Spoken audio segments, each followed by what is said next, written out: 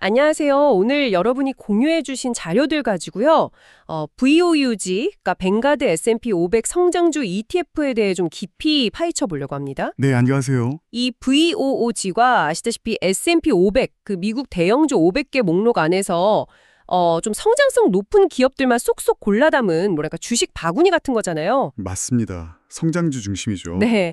그래서 오늘 목표는 이 ETF 특징이 뭔지, 또 최근에 막 38%나 오르면서 최고가 찍었다는데 그 배경은 뭔지, 혹시 숨겨진 위험은 없는지, 그리고 제일 중요한 거, 그래서 이걸 어떻게 접근해야 할지 그 핵심만 좀 명확하게 짚어보려고요. 네, 좋습니다. 특히 그 상승세가 정말 눈에 띄었죠. 맞아요. 여러분 자료에서도 그 분석이 아주 흥미로웠어요.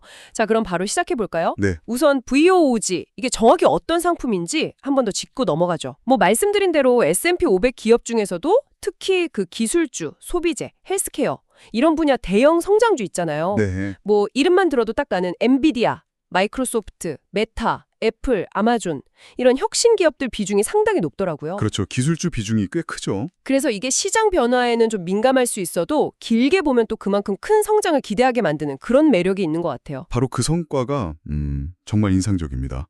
지금 2025년 8월 기준으로 연초 대비해서 38%나 상승했어요.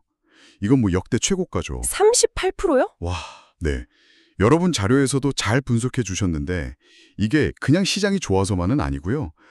AI나 클라우드, 반도체 같은 특정 분야, 이런 핵심 성장 분야 기업들의 실적이 워낙 뛰어나서 그렇습니다. 아, 역시 AI랑 반도체군요. 네.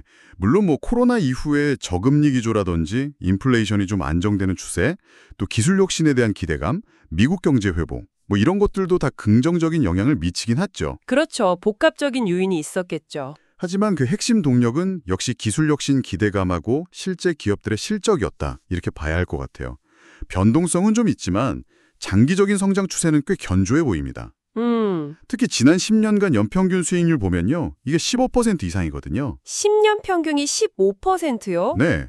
S&P 500 전체 평균이 한 13% 정도 되니까 이걸 웃도는 거죠. 오. 이런 게 바로 AI, 테크, 클라우드 같은 뭐랄까 구조적인 성장 트렌드가 이 성과를 뒷받침하고 있다. 이렇게 볼 수 있겠습니다. 와, 10년 평균 15% 이상이라니 정말 대단하네요. 근데요, 자료들을 쭉 보니까 이런 화려한 성과 뒤에 약간 경고음? 이런 걸 지적하는 내용도 분명히 있었어요. 네, 맞아요. 위험 요인도 있죠. 아무래도 고점이다 보니까 부담감도 있고 또 미국 연준이 금리를 앞으로 어떻게 할지 뭐 미중 갈등 같은 지정학적 문제들 이런 불확실성이 여전하다고요. 그렇죠. 그런 변수들은 항상 존재하죠. 그리고 원래 성장주 ETF라는 게 시장이 좀 안 좋게 흔들릴 때는 일반 지수 ETF보다 하락폭이 더 클 수도 있잖아요. 이 부분을 좀 어떻게 봐야 할까요? 정확한 지적이세요.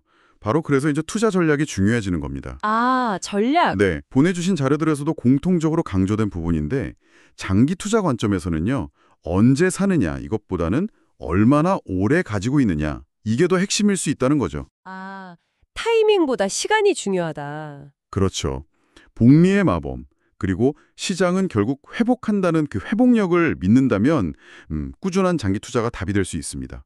과거 여러 경제 위기 때도 보면 성장주 ETF들이 회복력을 보여왔거든요. 음. 근데 만약에 단기 변동성이 너무 걱정된다 하시면 역시 자료에서 많이 언급된 적립식 투자 있잖아요.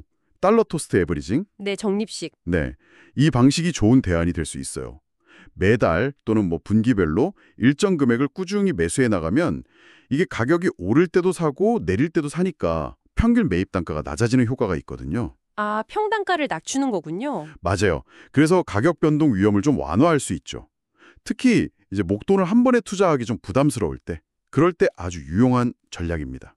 오히려 시장이 하락했을 때를 추가 매수 기회로 삼는 그런 역발상도 가능하고요. 그렇군요. 적립식 투자 좋은 방법이네요. 그럼 다시 VOUG 자체의 그 성장 엔진, 성장 동력 이야기로 좀 돌아가 볼까요? 역시 핵심은 미래 산업, 혁신 기업들이네요. 네, 맞습니다. 포트폴리오로 이렇게 들여다보면 정말 AI 칩 하면 엔비디아, 클라우드는 마이크로소프트, 또 그 강력한 생태계를 가진 애플, 이런 기업들이 계속 연구개발하고 사업 확장하는 한 VOUG의 성장도 뭐 계속 기대해 볼 수 있겠다 이런 생각이 들어요. 맞습니다.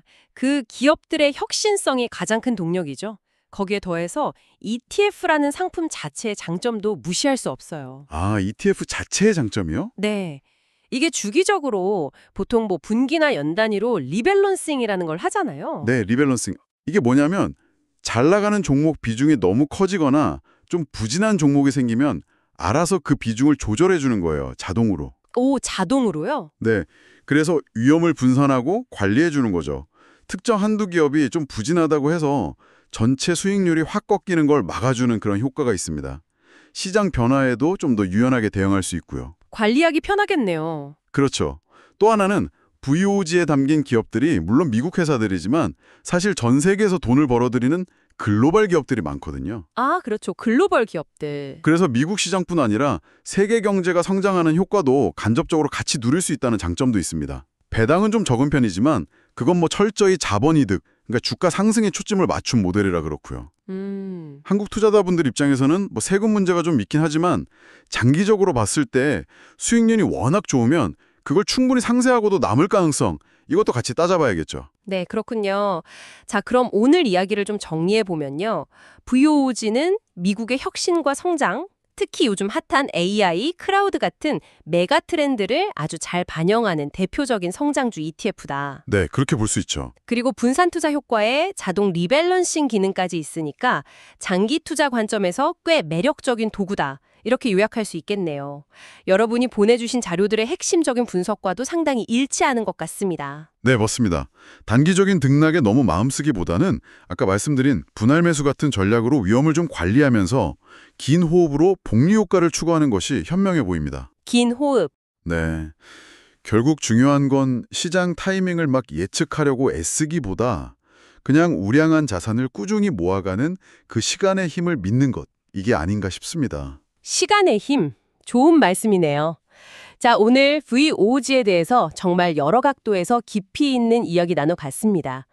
마지막으로 여러분께 이런 질문을 하나 던지면서 마무리하고 싶네요. 네. VOOG처럼 이렇게 소수의 거대 기업들이 전체 성장을 막 이끌어가는 그런 구조에 투자할 때 말이죠. 여러분의 투자 원칙, 여러분의 투자 철학 안에서 이 집중된 성장 잠재력과 또 필연적으로 따라올 수밖에 없는 집중 위험, 이 둘 사이의 균형점을 어떻게 찾아가고 또 어떻게 관리해 나가실 건가요? 한번 진지하게 고민해 보시면 좋겠습니다.